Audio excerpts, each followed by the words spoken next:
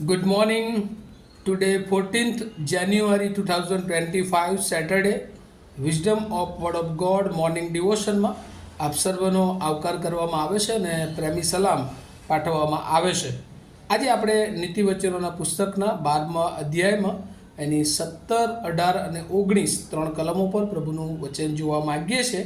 નીતિવચનોનું પુસ્તક એનો 12મો અધ્યાય 17, 18 અને 19.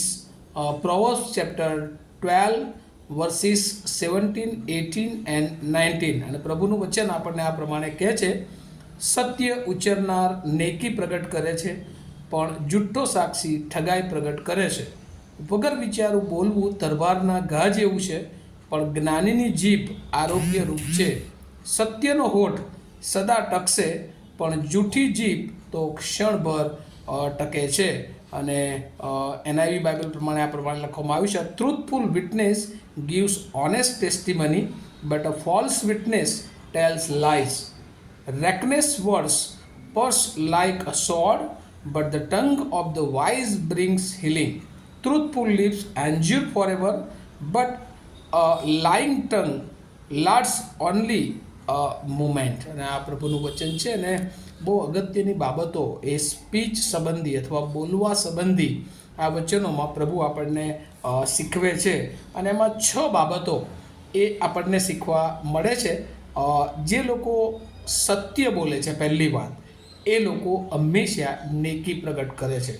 અને એટલે ટ્રુથફુલ સ્પીચ ઓલવેઝ સ્પીક ઓનેસ્ટનેસ. અને એટલે પ્રમાણિકપણું એ એમના મુખમાંથી નીકળતું હોય છે, કારણ કે એ હંમેશા જે સાચું છે, જે સત્ય છે, એને જ અનુમોદન આપે છે. અને એ જ વાક્યો, એ જ શબ્દો એ એમના મુખમાંથી નીકળતા હોય છે. એટલે ઈશ્વર ચાહે છે કે આપણે એ હંમેશા સત્ય બોલનાર હોવા જોઈએ. બીજું જે વાત છે એ ઈશ્વર કહે છે કે જ્ઞાનીની જીભ, વાઇઝ સ્પીચ. જે લોકો જ્ઞાનીની જીભ એટલે કે વિચારપૂર્વક બોલે છે, એ લોકો હંમેશા આરોગ્યરૂપ છે. બીજા અર્થમાં કે એ લોકો હંમેશા બીજાઓના જીવનને એ સાજા તરફ, એ સારી બાબતો તરફ એ આગળ લઈ જનાર હોય છે. અને ત્રીજું જે છે એ હંમેશા જે સત્ય બોલનાર છે, એની જે જીભ છે અથવા એના જે વાક્યો છે, એના જે વિચારો છે, એ કદાચ તાત્કાલિક એ લાભકારક ન હોય, પણ એ જે વિચારો છે એ હંમેશા એ ટકી રહેતા હોય છે. અને જ્યારે જ્યારે એ માણસોના જીવનોમાં જરૂર પડે છે, ત્યારે એ વિચારો, એ વાક્યો, એ શબ્દો એમના જીવનને એ ઉપયોગી બનતા હોય છે. એટલે 3 બાબત અહીંયા શીખવા મળે છે: ટ્રુથફુલ સ્પીચ, વાઇઝ સ્પીચ અને ટ્રુથ, સત્ય બોલનાર એ સ્પીચ. અને એટલે આ રીતે 3 પ્રકારની જે જીભ છે કે જે હંમેશા એ ઈશ્વર આપણી પાસે અપેક્ષા રાખે છે. બીજી 3 પ્રકારની જે જીભ છે, જે શૈતાન આપણા જીવનમાં ઘણી બધી વાર એ ઉપયોગ કરાવે છે. અને એમાં જે પહેલી જીભ છે એ ફોલ્સ સ્પીચ. હંમેશા ઘણા બધા લોકો એ જુઠ્ઠું બોલતા હોય છે, અને જુઠ્ઠું બોલવું એ હંમેશા એ ઠગાઈ તરફ એ આગળ વધારે છે. એ હંમેશા એ આપણને જૂઠા સાક્ષી બનાવે છે. અને એ શૈતાનનો માર્ગ છે કે જ્યાં ઈશ્વરથી દૂર આપણને એ લઈ જનારો માર્ગ છે. બીજા લોકો કેટલાક વગર વિચાર્યું બોલે છે. તેઓ કોઈ પણ બાબતનું વિચાર કરતા નથી. એ લોકો રેકનેસ સ્પીચ બોલે છે, ગમે તેવું બોલી નાખે છે.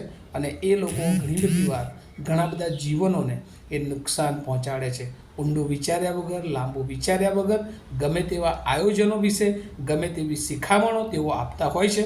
અને ત્યારે ઘણી બધી વાર એ લોકો બીજાઓને જાણે કે તલવારના ઘાની જેમ એ એમના જીવનને અસર કરતા હોય છે. તલવારનો ઘા હંમેશા એ માણસના જીવનને ફિઝિકલ રીતે નુકસાન જ કરે છે. અને એ જ રીતે આ શબ્દો પણ એ જે માણસને માટે બોલવામાં આવે છે, હંમેશા બીજાઓને નુકસાન જ પૂરું પાડે છે. અને ત્રીજું, જે જુઠ્ઠું બોલનાર છે, કદાચ એવું લાગે કે બહુ મોટું મોટું બોલે, જુઠ્ઠું બોલે અને એકવાર બહુ પ્રભાવ પાડી દે છે, પણ એ પ્રભાવ એ લાંબો ટકતો નથી. પણ એમની જે વાણી છે એ ક્ષણભર હોય છે. બહુ ટૂંકા ગાળા માટે એના પર લોકોનો વિશ્વાસ હોય છે. ત્યારબાદ જ્યારે એમને સત્યની જાણ થાય છે, ત્યારે એ બાબતોથી તેઓ એ વિમુખ થતા હોય છે. અને એટલા માટે ઈશ્વર આજે આપણને ચાહે છે કે આપણું જીભ, આપણી વાણી, આપણા વિચારો, આપણું બોલવું એ હંમેશા સત્ય હોય. આપણું બોલવું એ જ્ઞાનીની જીભ જેવું વિચારપૂર્વકનું બોલવાનું હોય, ઈશ્વરની બીકવાળું બોલનારું હોય, અને આપણું બોલવાનું હંમેશા એ સત્યને અનુમોદન આપનારું હોવું જોઈએ. અને જો આવું આપણે બોલીએ છીએ તો ચોક્કસ આપણા જીવનને પ્રભુ એ વધારે આશીર્વાદિત કરે છે. આપણા વચનો એ મુખના વચનો એ ઈશ્વરની વૃદ્ધિ, ઈશ્વરના કાર્યની વૃદ્ધિ કરનાર બને છે.